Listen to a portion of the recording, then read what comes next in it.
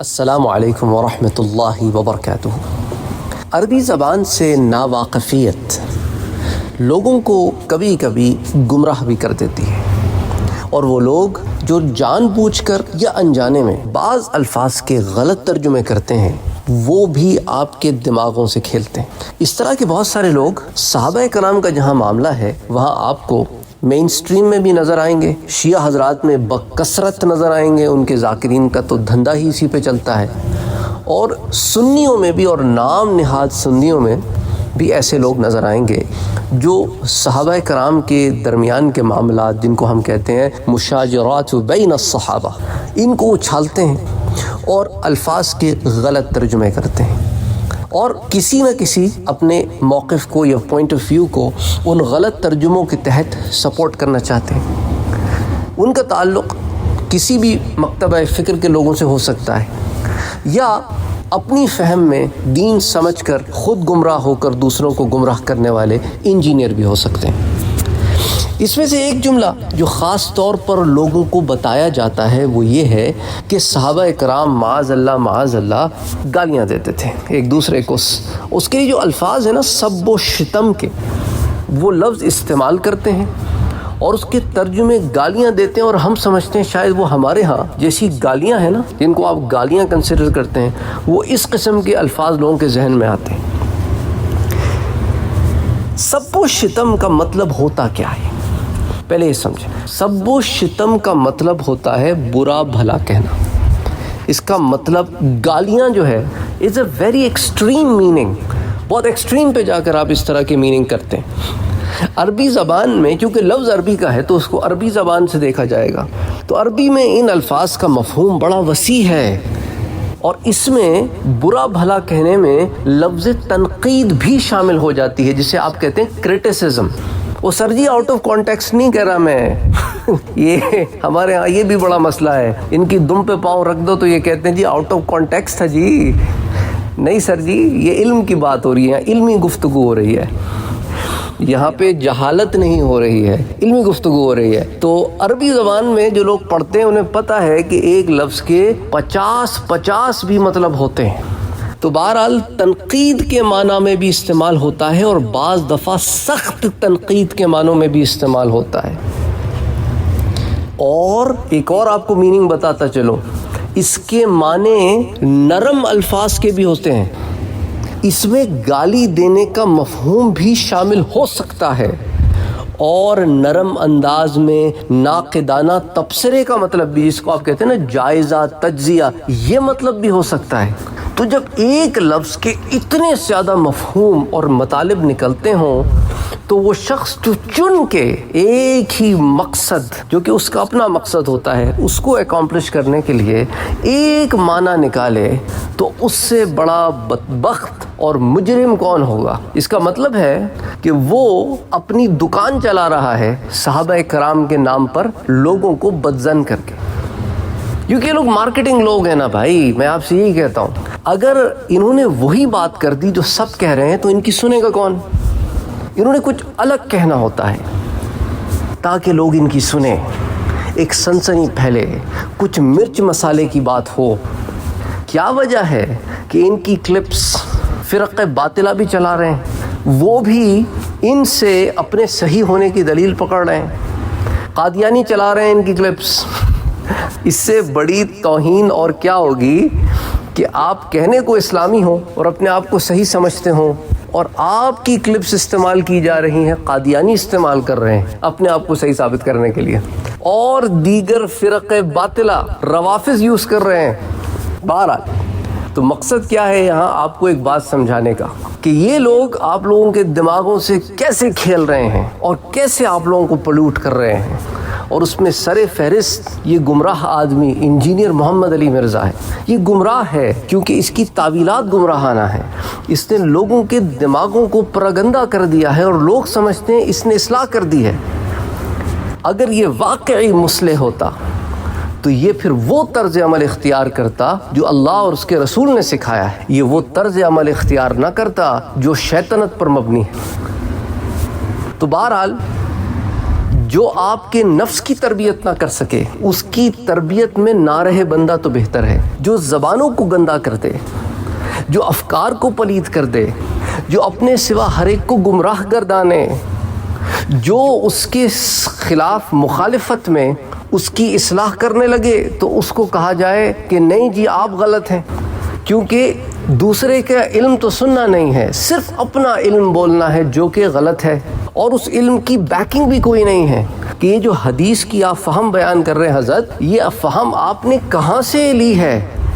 یہ جو آپ نے ترجمے پڑھے ہیں علماء کے، یہ ترجموں سے آپ نے ایک فہم تو نہیں بنا لی. آپ کو اس لفظ کا مادہ اشتقاق پتہ ہے، اس کا روٹ ورڈ کیا ہے؟ بہت سارے پہلو ہیں بھائی بات کرنے کے، لیکن ہم ابھی اس میں نہیں جاتے.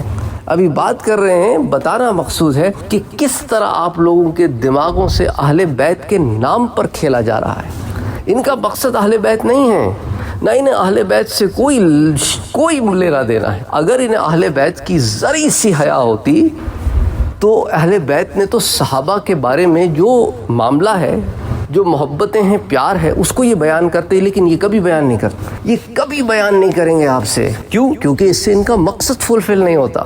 ان کا مقصد ہے لوگوں کے دلوں میں زہر اونڈیلنا، اور وہ مقصد جن چیزوں سے پورا ہوتا ہے یہ صرف انہی چیزوں کو ہائی لائٹ کرتے ہیں. میری بات بری لگ رہی ہوگی پر دیکھنا ایک نظر کو کہ کیا وجہ ہے کہ یہ صرف نیگیٹو ایلیمنٹس کیوں ہائی لائٹ کرتے ہیں. ان میں اور خبر پڑھنے والے اداروں میں پھر کوئی فرق نہیں رہ گیا. یہ ایک پازیٹیو میسج کیوں نہیں دیتے؟ اس کی وجہ یہ ہے کیونکہ وہ بکتا نہیں ہے، وہ چلتا نہیں ہے، اس سے سنسنی نہیں پھیلتی. تو بہرحال ان کی اس دوغلی پالیسی کو بھی آپ نے دیکھا ہوگا کہ یہ دنیا جہان کی تصویریں لگا کر اپنی ویڈیوز چلاتے ہیں، اور اگر کوئی ان کی تصویر لگا دے تو کہتے ہیں سستی شہرت. اور یہ جو 10 سال سے سستی شہرت کرتے آتے ہیں وہ ٹھیک ہے. تو ان کو یہ دوغلی پالیسی یہ جو اختیار کرتے ہیں دوسروں کے لیے کہ تم لاکھوں لاؤ تو ہم تم سے بات کریں گے، بھئی حق بیان کرنے کے لیے لاکھوں کا مجمع درکار ہی نہیں ہوتا.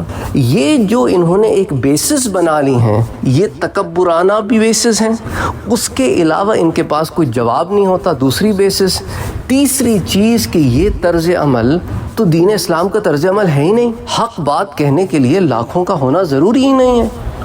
اینی پھر اوپر سے لائکس ڈس لائک کی ایک ایسی چیز لوگوں کے ذہن میں ڈال دی گئی ہے کہ لائک ڈس لائک کی بیسس کے اوپر لوگوں نے حق و باطل میں فرق کرنا شروع کر دیا ہے. اس سے زیادہ کھوکھلی بے بنیاد بات نہ ہم نے کبھی سنی ہے، نہ آپ نے کبھی سنی ہوگی، لیکن اب ذہن بن گیا ہے. تو بہرحال اب سب و شتم کے مختلف اینگلز تو آپ کو سمجھ میں آ گئے. لہٰذا حضرت عثمان رضی اللہ تعالیٰ عنہ کی شہادت اور جنگ صفین کے بعد بننے والے ماحول میں سخت اور نرم الفاظ دونوں سے تنقید کی جاتی تھی، اور منافقین یہ گالی گلوچ کرتے تھے. تو اب جب لفظ سب و شتم آئے گا تو کوئی جاہل ہی آدمی ہو سکتا ہے جو ہر جگہ اس کا ایک ہی معنی کرے، کیونکہ اس کے پاس علم نہیں ہے. تو اب اس بغض کو نکالنے کے لیے کہیں نہ کہیں تو اس کو نکالنا ہے. اب بنو امیہ کے دور میں ایک کلچر ڈیولپ ہوا. وہ کلچر نیگیٹو کلچر تھا، لیکن اس تمام کے تمام نیگیٹو کلچر کو حضرت معاویہ رضی اللہ تعالیٰ عنہ کے کھاتے میں ڈال دینا یہ سب سے بڑی بیوقوفی ہے کہ ایک شخص کے اوپر آپ ساری کی ساری چیزوں کا ملبہ رکھ رہے ہیں جبکہ وہ اس دور میں موجود بھی نہیں ہے. دیکھیں یزید کے دور میں برسر ممبر اہل بیت اطہار کو برا بھلا کہنا اور ان کی شان میں گستاخانہ الفاظ یہ رواج بن گیا تھا، کتابوں میں موجود ہے. لیکن جو کام بعد کے دور میں ہوا اس کا صحابہ کرام سے کیا تعلق؟ بنو امیہ کے اکثر حکمران اہل بیت سے بغض رکھتے تھے. اس کا آغاز یزید کے دور حکومت سے شروع ہو گیا. یزید نے ایک نئی طرز پیدا کر دی. اس بدبخت نے، اس ملعون نے اپنے زمانے میں ایک ایسا کلچر ڈیولپ کر کے دیا کہ سارے معاملے نے سیاسی رنگ اختیار کر لیا. معاملہ پولیٹیسائز ہو گیا. حکومت کے چھوکرے، لونڈے، عمال، انتظامیہ کے لوگ، بیوروکریسی، وزیر، مشیر، سیاسی نمائندگان جن کو چھوٹی چھوٹی سطح کا اقتدار ملتا ہے، علاقوں میں ان کے ذمہ داران، یہ تمام اہل بیت اطہار کے خلاف ہر سطح پر انہوں نے ایک ماحول کریٹ کیا. اور ان کی شان میں گستاخیاں کی، مولا علی کرم اللہ وجہ اور اہل بیت اطہار کو برا بھلا کہا، حتیٰ کہ حضرت عمر بن عبدالعزیز جو 5ویں خلیفہ راشد بھی کہلاتے ہیں ان کا دور آیا۔ میں تو ان کو چھٹا کہوں گا، اس کی وجہ یہ ہے کہ امام حسن کا دور بھی ہمیں شامل کرنا ہوگا۔ تو اس کے بعد پھر وقت آیا حضرت عمر بن عبدالعزیز کا، تو اس حوالے سے انہوں نے مزید سخت اقدامات انہوں نے لیے۔ آپ نے ممبروں پر مولا علی شیر خدا رضی اللہ تعالی عنہ اور اہل بیت اطہار کو برا بھلا کہنے کا جو کلچر تھا اس کو حکومت بند کر دیا۔ لوگوں کے ذہن اتنے یک طرفہ اور اتنے زہر آلودہ ہو چکے تھے کہ باقاعدہ احکامات صادر کرنے کی ضرورت پیش آئی۔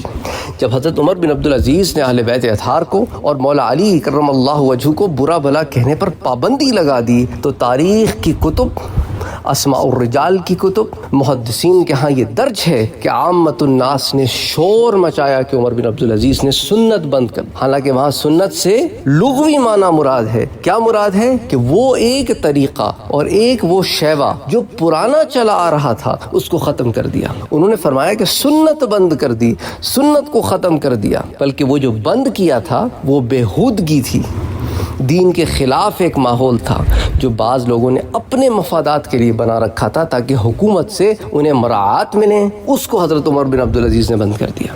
تو حضرت امیر معاویہ رضی اللہ تعالیٰ عنہ نے یزید کو اپنا ولی عہد بنایا، جس پر صحابہ کرام نے اختلاف بھی کیا، لیکن انہوں نے اپنا فیصلہ واپس نہیں لیا، جو بعد میں مسلمانوں کے لیے ایک انتہائی نقصان دہ عمل ثابت ہوا۔ لیکن یہ حضرت معاویہ رضی اللہ تعالی عنہ کی اجتہادی خطا تھی، ان کی اجتہادی خطا تھی، اور صحابہ کرام سے اجتہادی خطا صادر ہو سکتی ہے۔ صرف اللہ کے رسول، اللہ کے نبی یہ معصوم ہوتے ہیں، معصوم عن الخطا ہوتے ہیں۔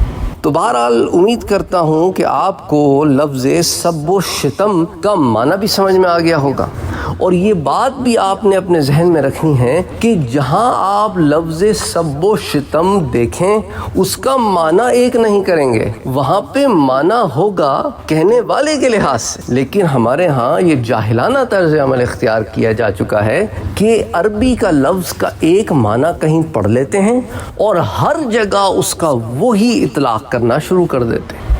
السلام علیکم ورحمۃ اللہ وبرکاتہ۔